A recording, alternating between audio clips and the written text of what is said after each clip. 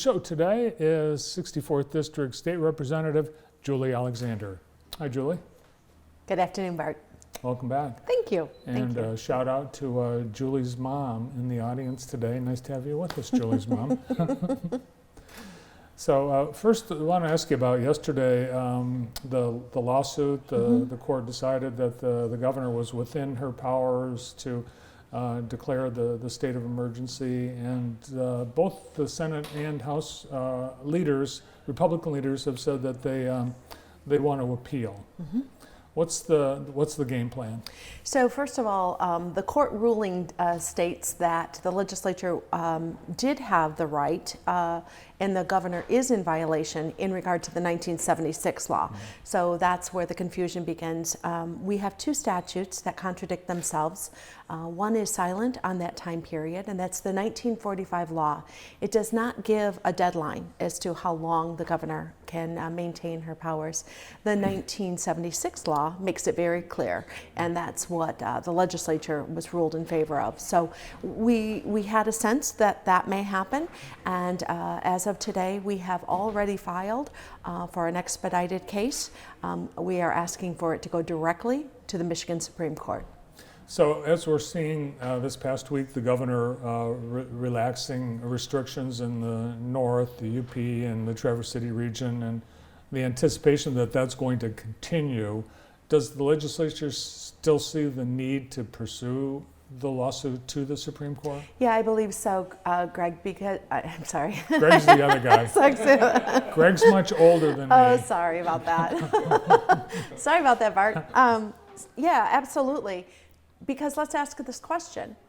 What would prevent her from doing the same thing after this emergency was to end? So we need our laws to have that fair and balanced approach. Checks and balance is what our government is about. We have three branches, and I do not believe that any one branch should have complete power and control, as in which the governor is acting right now through her executive branch. Legislature is continuing to meet, obviously, very, very pressing issues, not just with COVID-19, but the Midland Dam collapses, the budget, and all really the pressures of the schools as they're trying to get ready for whatever, but needing to know what their numbers are going to be like in terms of state dollars, state aid. Absolutely. So two things there. So first of all, we have introduced 50 pieces of legislation already in the last few weeks to show that we as legislators are able to get to Lansing. We're able to do the work of the people, and safe and using safe protocol and policy procedures. We can continue on doing the work of the people, and we want to do that. We do not need the governor to continue on. We are almost at 100 executive orders she has issued. On the stay-at-home, we're at the 7th.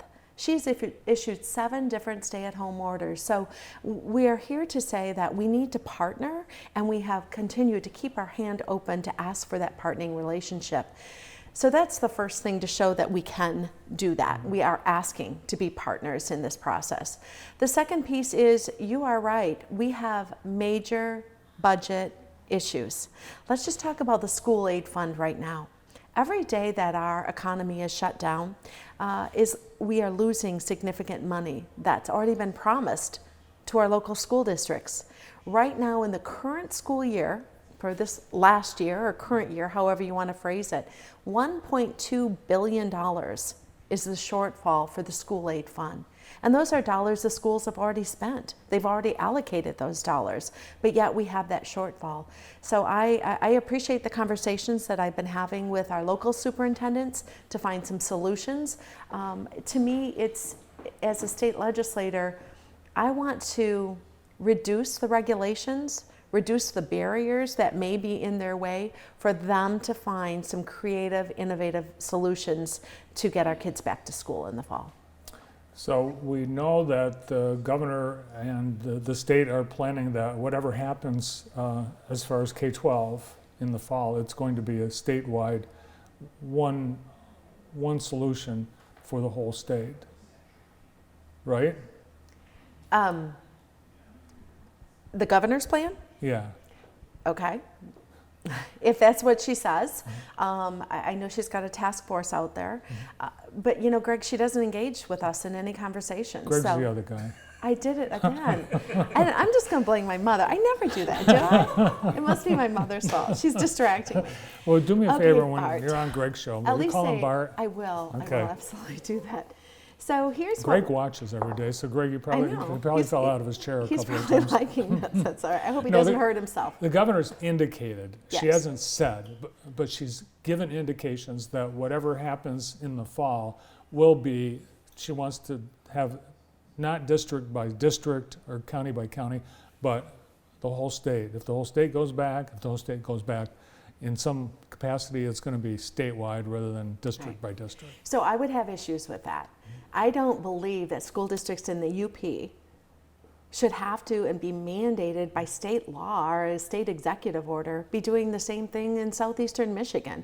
I believe each community, each district can make those decisions. Yes, we need to have oversight. Yes, we need to make sure that regulations are in place, that we're keeping children and staff safe, of course.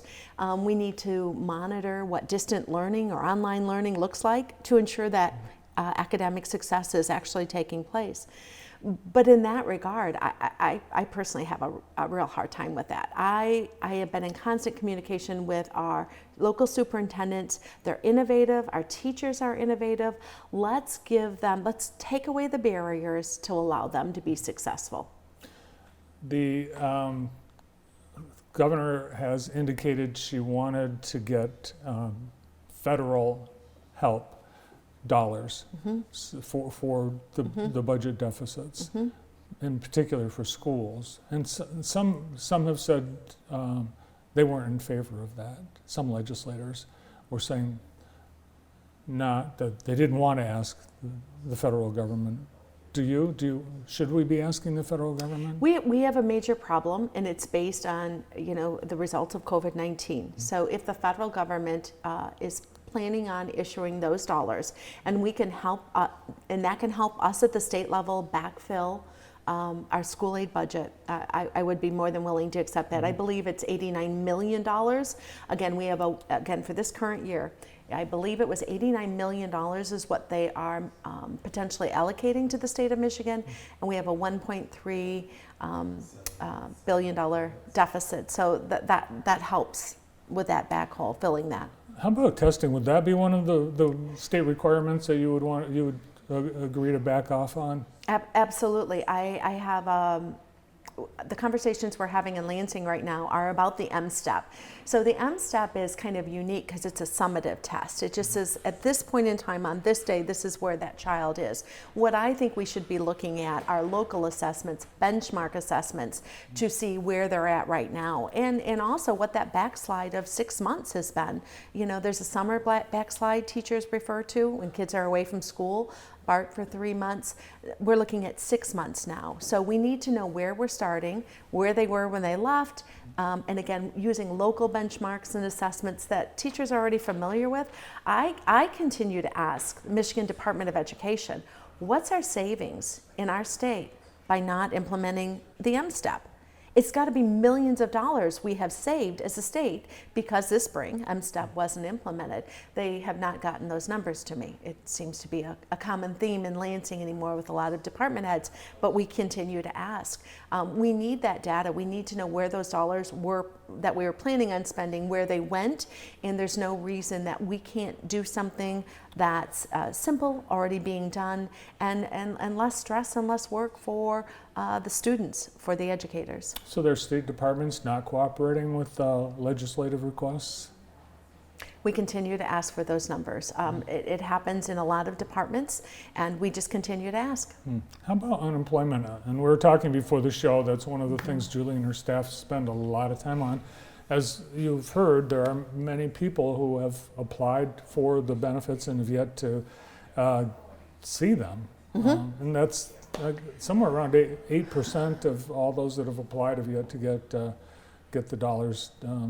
So right now we know in the state of Michigan that we have a 22.7% of our population is unemployed.